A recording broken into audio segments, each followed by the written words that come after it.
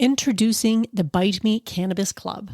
The Bite Me Cannabis Club aims to be an inclusive online space for cannabis lovers. Whether you're simply curious about how cannabis can improve your life or you're fully seasoned, there's always more to learn. When you join the Bite Me Cannabis Club, you'll have access to like-minded people interested in cannabis, monthly workshops, live Q&As, recipes and recipe swaps, digital cookbooks, a fully functional chat feature, and a whole lot more. For a limited time, it's only $5 a month with a 30-day free trial so you can try it out and see if it's right for you. This isn't just another Facebook group or confusing Discord channel. I carefully chose a platform that offers a clear, uncluttered, and seamless community experience. See for yourself, join today, say hello. I can't wait to connect with you there. Join the Bite Me Cannabis Club today. Link in your podcast app.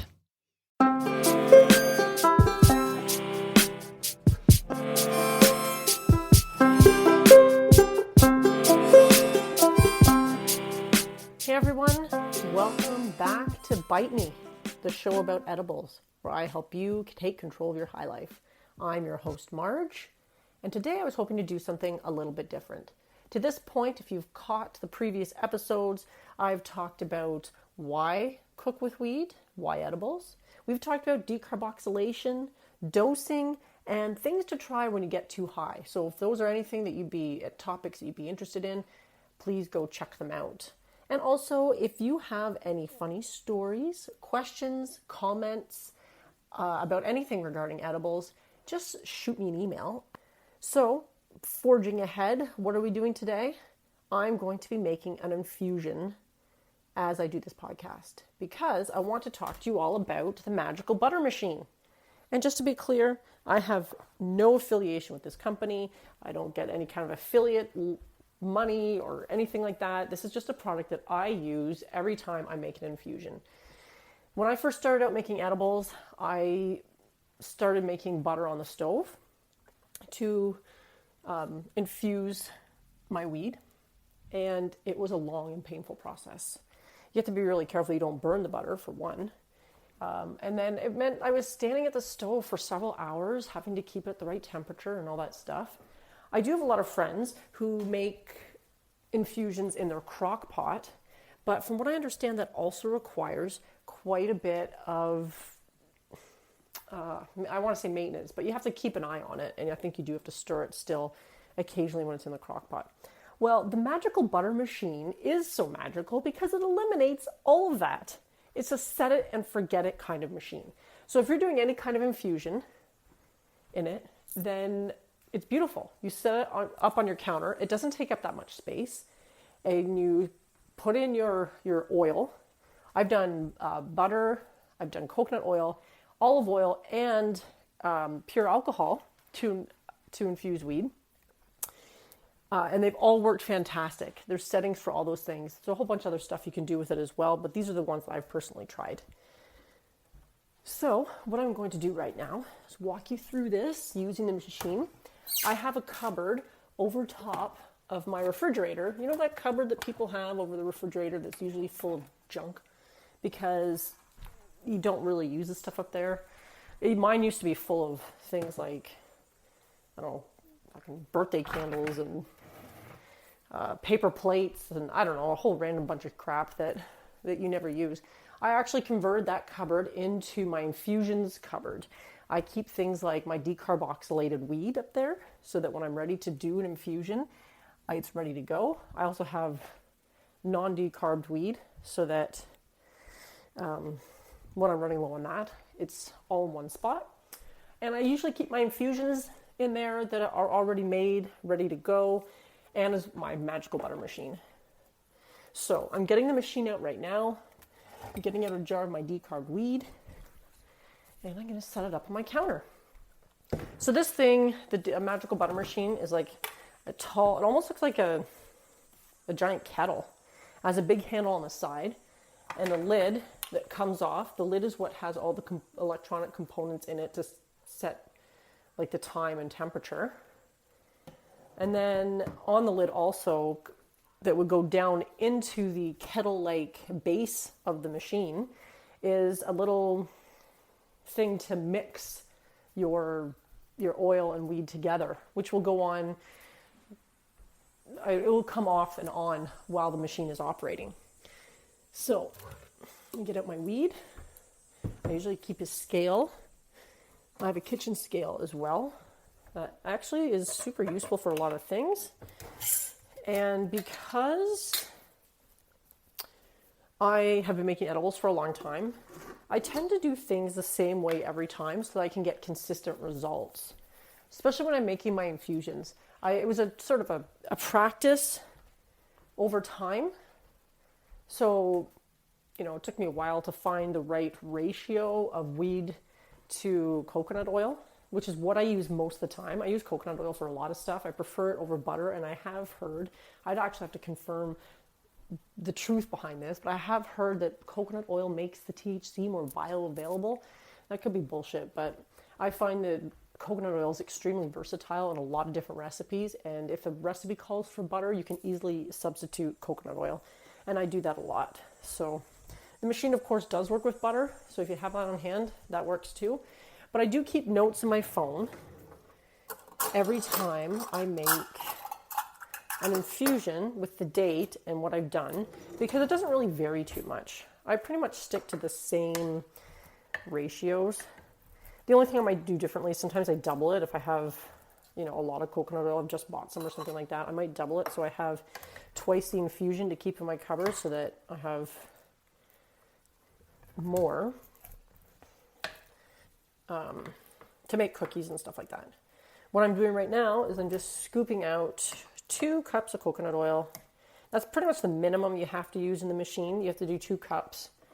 When I do infuse 2 cups of coconut oil with my weed, that will yield about enough to make 2.5 batches of cookies. And each of those batches of cookies has we'll make a couple dozen. So that sort of gives you an idea. But I do like to keep notes on my phone because it's amazing how, I'm sure you've experienced this too, it's amazing how quickly you forget. You're like, oh, I'll remember. I made the butter like 2 months ago. I'll remember how much weed I used in it or whatever. And then next time you go to do it, you're like, what the hell? I don't remember anything. So I personally, I'm in Canada. I really like to use President's Choice brand of organic coconut oil. And you can buy a pretty big tub for a really decent price, which makes this a cost-effective way. I think it's probably less expensive than doing regular butter. And it has a higher smoke point too, so it's, like I said, it does make it a lot more versatile. So, I put in the coconut oil first. I'm not sure it really matters. And I'm just going to do the single batch today, just for the interest of time. So I'm just scraping that out. Hopefully this doesn't make it too noisy for you guys. Then, I get out my dish so I can weigh out the weed. And like I said, this stuff is already decarbed, which means it's going to make it far more potent in your infusions than if you don't decarb. That is a pretty important step, you guys. If you haven't listened to the episode of decarbing, I highly recommend it. It's not very long. I forget how long that one is, but I know everyone's busy, so I try to keep them on the shorter side. And let's be honest, there's like a shit ton of great podcasts out there to listen to. So I'm just getting all this weed into the bowl, weighing it out so I'm not guessing. Because again, when you play around with this for long enough, you really start to figure out, even though you don't necessarily know the exact number of like how much THC is in this, it allows you to be a lot more accurate with your dosing, especially when you're giving them away to people.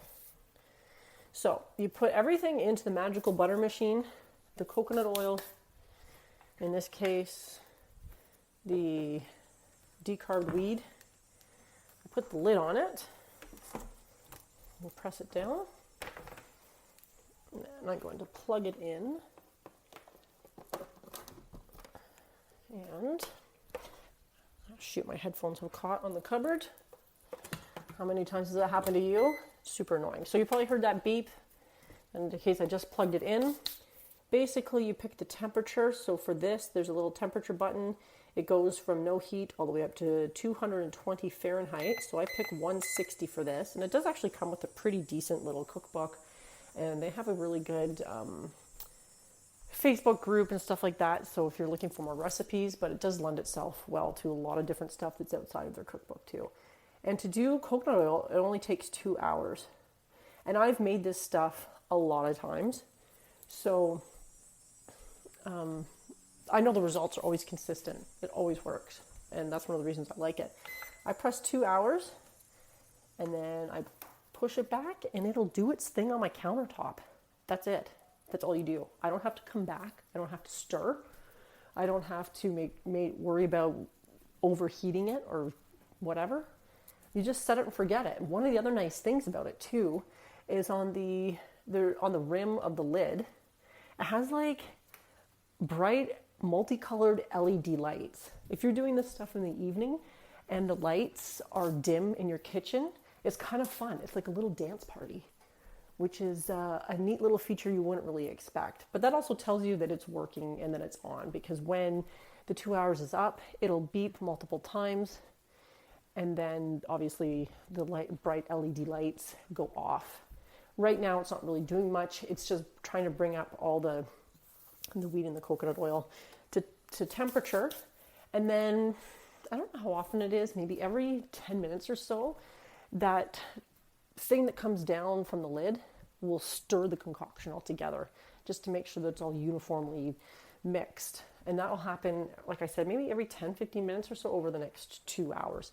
So that's also a little reminder that the thing's still working. It also comes with what they call a love glove, which is a large silicone mitt, so that when the hot infusion is done, you can handle it and not burn yourself, which is pretty important, of course. And then it also comes with, what would you call this thing? Like a sieve, if you will. It's like a bag.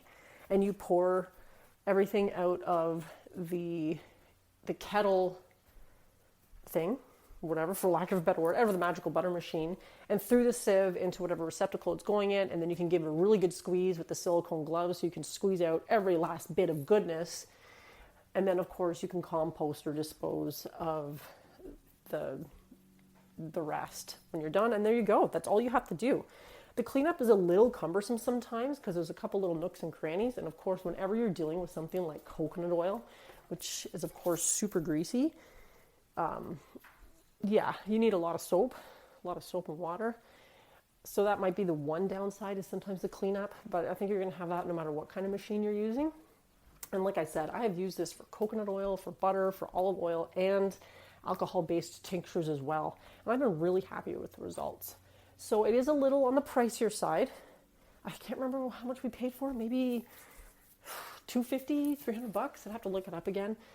But if you're going to be doing a lot of edibles, it's something you really want to get into or something you enjoy doing, it's a super handy household appliance because it really does save you time and energy. And that's what I've found. So that is my review for today. If you have any questions about it, I'd be happy to answer them that I didn't cover, or about anything else as well.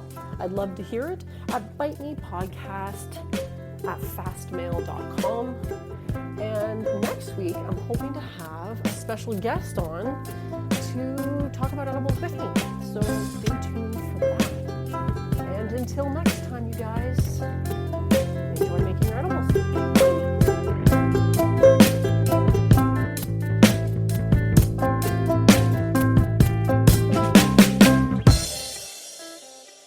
Are you tired of trying edibles that are inconsistent in strength and flavor? Attempting to figure out your tolerance? Do you want to take control of your edibles experience and find the optimum combination of factors that results in the best outcome? If so, this edibles journal is perfect for you.